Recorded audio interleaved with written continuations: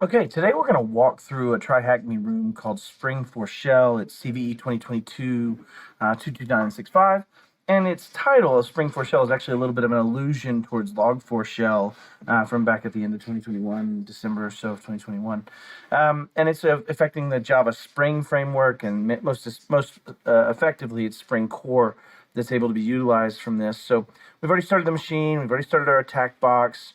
If you notice on the right, we've already been given the IP of the website. And so we go and we see this website coming soon, and there's an enter email address. And so we want to inspect this form to see if it's vulnerable for that.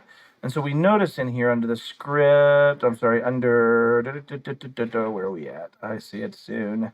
Hold on. Yeah, right here. So the form here is written in Java.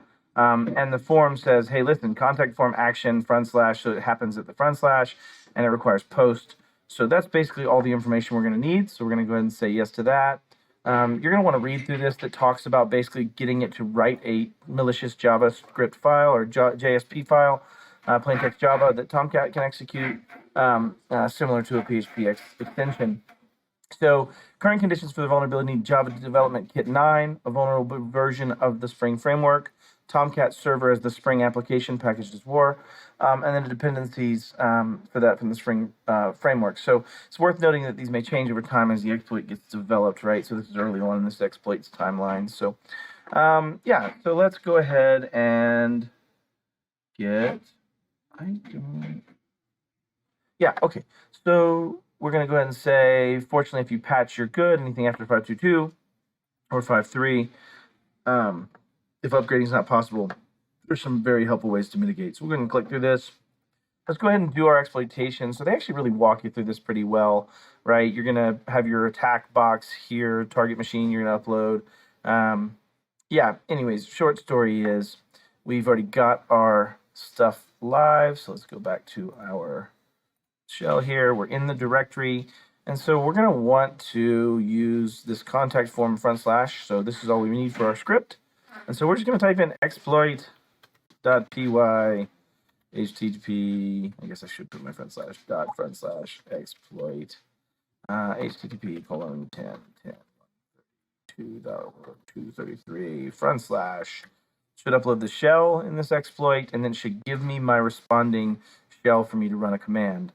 So I could do this in a browser, but I believe I could just curl http 10.132.233 tomcat war.jsp $pwd equals THM. So they basically made the shell passworded, right? THM, and then the corresponding command, cmd equals who am I? And we should get a response back. Okay, fine. Let's do it in the browser. So we're going to go http / 10.10.132 tomcat war.jsp $, I'm sorry, pwd equals THM, and cmd, the command we want to run, equals who am I? And so we are root.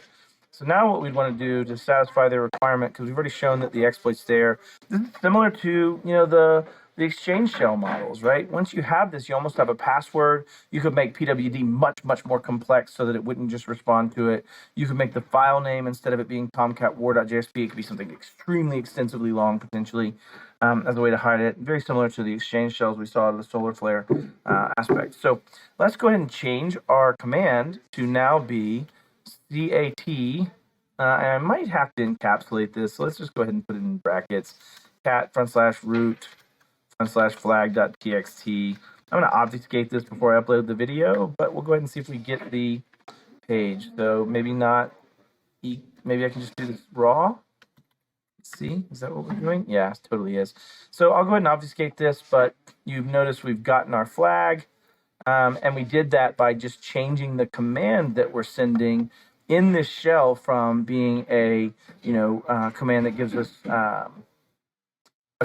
who am I to a command that cats the key that we need. And so we were able to do that because we were running as root, right? So that's why who am I root gave us that information. So that's pretty much it for this room. It's a very simple one.